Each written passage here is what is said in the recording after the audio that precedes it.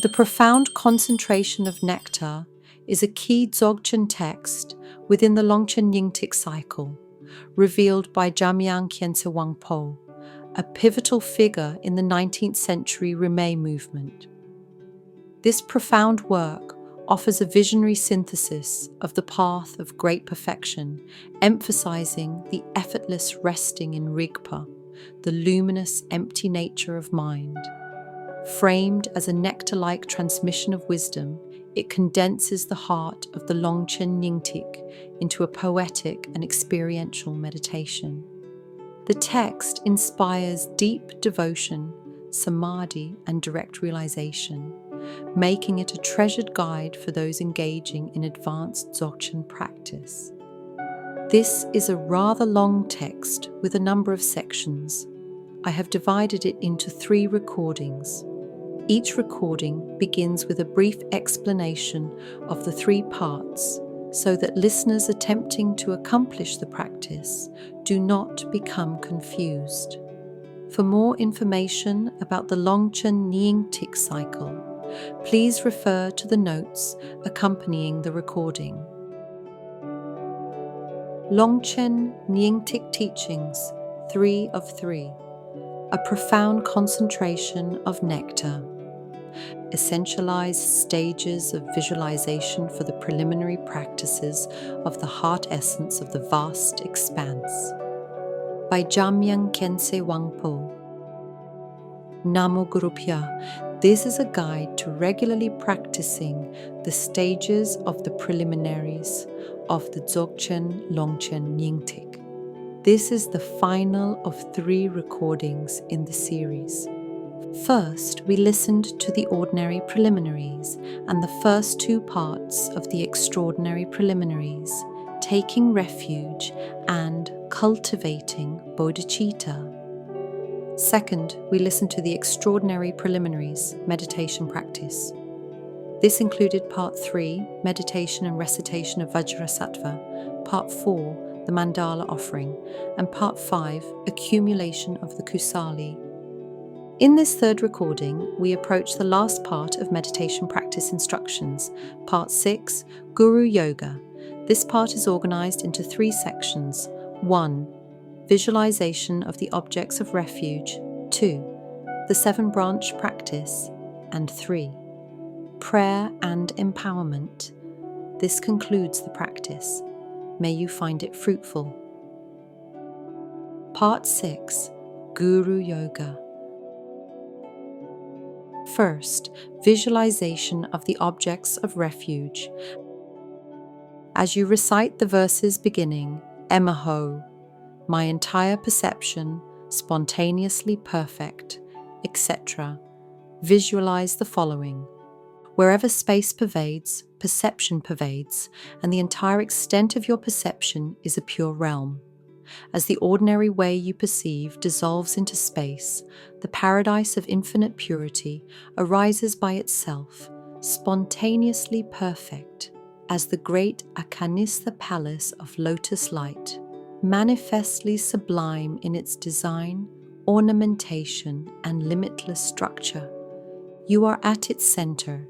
In essence, you are Yeshe Tsogyal, but you appear in the form of Vajrayogin, red in color, with her right hand holding a hooked knife and her left a skull cup filled with blood. In the crook of her left arm, she holds a Khatvanga trident. She is standing upon a lotus, sun and corpse, with her right leg extended and the left slightly bent. She is adorned with silk and bone ornaments and gazes longingly with her 3 eyes at her master's heart. In the sky before you, level with the top of your head, is a multicolored lotus with 100,000 petals. Seated there upon sun and moon discs as wide as the anthers of the lotus is your own root master, the embodiment of all objects of refuge. He appears in the form of Ogyen Tsokye Dorje, the lake-born Vajra of Odiyana, white with a tinge of red and as youthful as an 8-year-old boy. His 2 eyes are wide open in a piercing gaze. On his body, he wears a white Vajra undergarment, and on top of this, in layers, a red robe, a dark blue Mantrayana tunic, a red monastic shawl decorated with a golden flower pattern, and a maroon cloak of silk brocade. He has one face and two hands. In his right hand, he holds a 5-pronged Vajra at his heart, and in his left, which rests in the gesture of equanimity, he holds a skull cup in the center of which is a vase of longevity filled with the nectar of deathless wisdom. Cradled in his left arm is a 3-pointed Khatvanga representing the consort Mandarava. On his head, he wears a 5-petaled lotus hat. Wrathful and smiling, he blazes magnificently with the splendor of the major and minor marks. He is seated with his 2 feet in the royal posture. He is completely surrounded by a rainbow sphere and a lattice of 5-colored rays of light, in and out of which swirl orbs of rainbow light. Then, arising as the display of your root master's wisdom mind are the 8 Vidyadharas of India, the 84 lords of yogins, the Mahasiddhas of Tibet, such as the 25 disciples, and many more. There are those on the level of Vidyadhara, Siddha, and Pandita from India and Tibet. There are infinite peaceful and wrathful yidams associated with the 6 great classes of Tantra, and an assembly of dakas and dakins of the 3 abodes, dharma protectors, guardians, wealth deities, and treasure masters. Together they appear like billowing clouds, all of them uniting luminosity and emptiness, like the moon's reflection in water or a rainbow. Visualize them in such a way that your ordinary perception ceases automatically. As you invoke the deities with the 7-line prayer, feeling an intense yearning and devotion, Padma tuttering of Odhyana, and an ocean-like assembly of victorious deities of the 3 roots arrive from the Nirmanakaya realm of the glorious mountain in Kamaradvapa, Ngayab Ling, to the southwest. They descend like a great mass of sesame seeds bursting from their pod and merge inseparably with the Samaya Sattvas. 2. The 7-branch practice. Mentally create hundreds, thousands, and eventually countless emanations of your own body, and then offer prostrations together with all the beings of the 3 worlds, expressing tremendous respect through your body, speech, and mind. Offer actual, prepared offerings, as well as those created in your own imagination, which you can imagine sending out until they fill the whole of space, like the clouds of offering of the Bodhisattva Samantabhadra. Confess with intense regret and remorse all the harmful acts and transgressions that you have accumulated with body, speech, or mind throughout your infinite lives in saṃsāra. Consider that they gather together into a black heap on your tongue. Confess them and vow not to commit them ever again. Then, as an antidote, rays of light shine out from the enlightened body. Speech and mind of the deities in the field of merit strike the pile and purify it like a stain that is washed clean away. Rejoice without the slightest feeling of envy or jealousy in all the absolute and relative sources of virtue of saṃsāra, nirvana, or the path. Implore the Buddhas and Bodhisattvas of the 10 directions to turn the Dharma wheel of the 3 yanas of the Shravakas, Pratyeka Buddhas, and Bodhisattvas. Pray and request that they do not pass into nirvana until saṃsāra is empty. Dedicate all the causes of virtue accumulated throughout the past, present, and future, represented by the virtue gathered through this practice, as the cause of all beings attaining enlightenment. Keeping the meditations for these 7 branches in mind, perform prostrations and recite the text as many times as you can. 3. Prayer and empowerment. The attainment of liberation and omniscience depends upon the realization of co-emergent wisdom within your own mind. Such a realization is dependent upon the blessing of the Master, and whether or not you receive his blessings depends entirely upon creating the auspicious circumstances by the power of your devotion. Come to the firm decision that your own root guru has exactly the same enlightened qualities as the Buddha, and yet is even greater than the Buddha in terms of their kindness. Generate this kind of conviction. Then, focusing your entire mind, heart and soul upon the Master, and placing all your trust in him or her, think, "From now until I attain enlightenment, in happiness or sorrow, in circumstances good or bad, in situations high or low, I rely on you completely. You know me." Practice with an intense yearning and devotion that affects you physically and mentally. The hairs on your body stand on end, tears stream from your eyes, and your mind is so captivated by the Master that you can think of nothing else.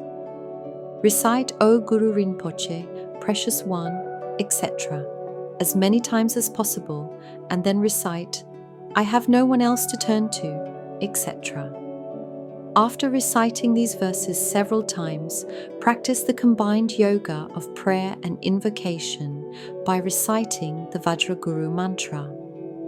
The mantra begins with Om Ah Hum, which are the seed syllables of the 3 Vajras of body, speech, and mind.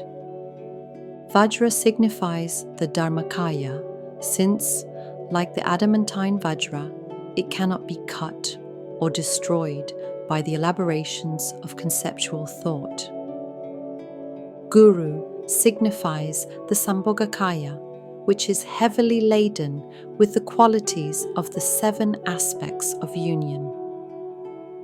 Padma signifies the Nirmanakaya, the radiant awareness of the wisdom of discernment that arises as the lotus family of enlightened speech.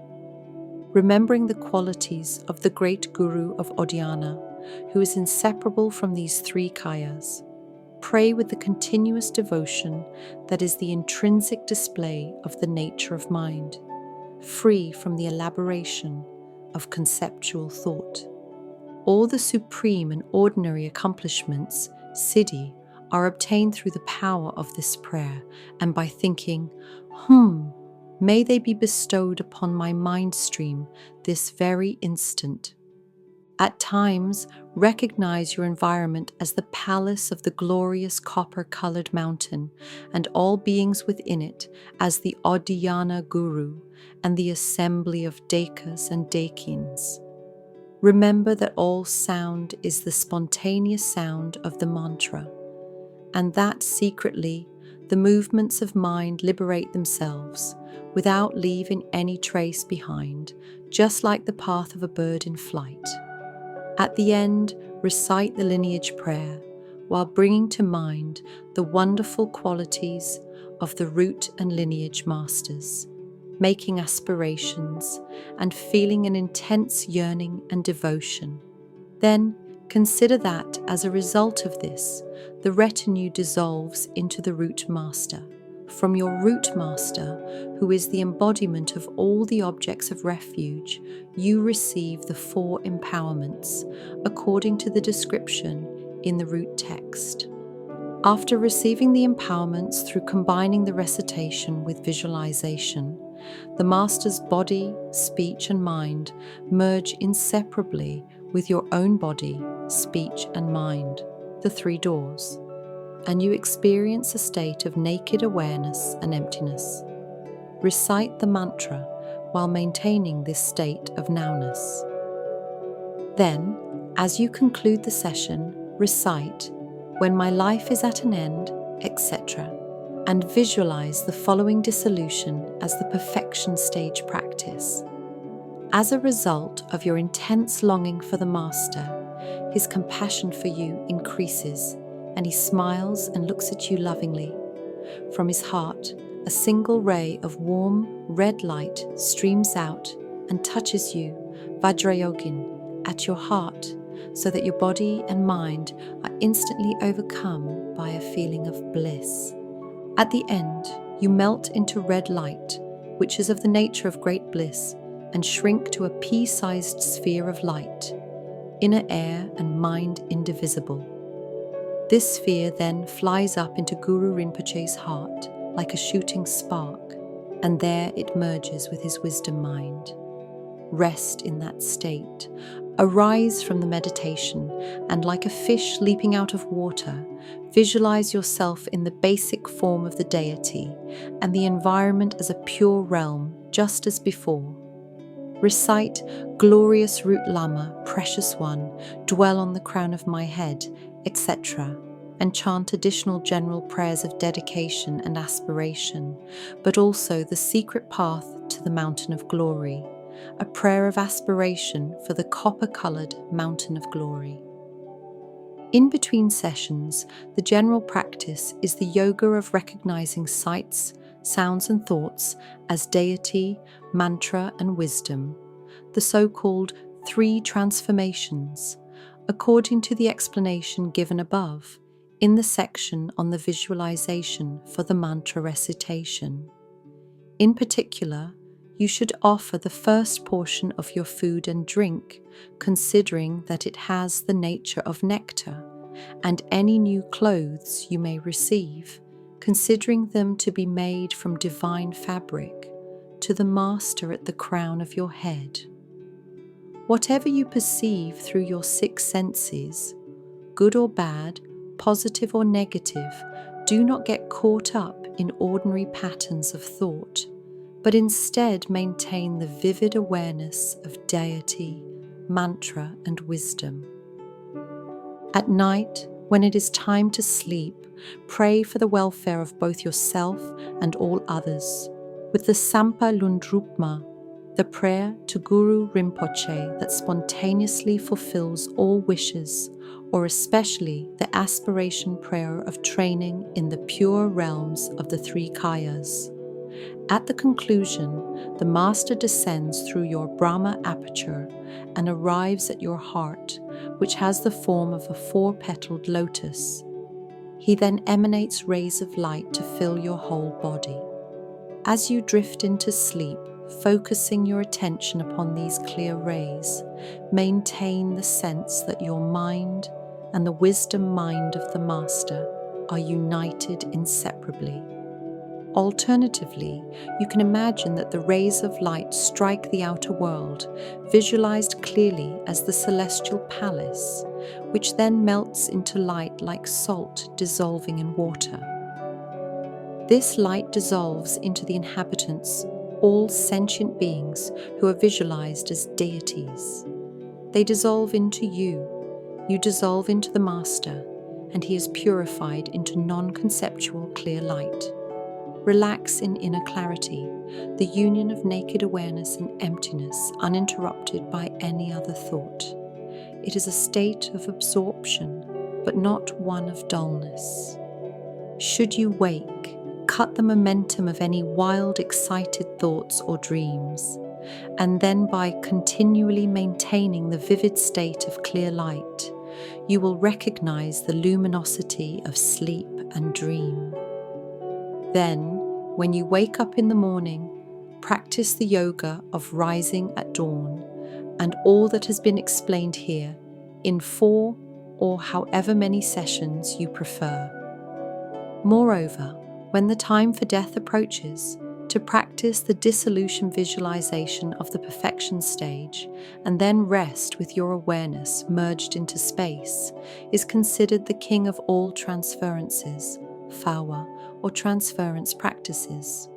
Even if you do not actualize the transference, you may still be liberated in the intermediate state, bardo, by remembering the yoga of recognizing form, sound, and mental activity as deity, mantra, and wisdom mind. In short, if, with completely pure samaya and devotion, you reach the end of this path of the preliminaries, then without even looking at the main practice, upon your death, you will go directly to the glorious mountain of Kamaradvapa. There, in that pure realm, you will surely reach the level of Samantabhadra by completing the path of the 4 levels of Vidyadhara even more swiftly than the course of the sun or the moon. Should you gain some experience in these methods of the ngöndro practice, then you will gradually be able to enter into the main practice.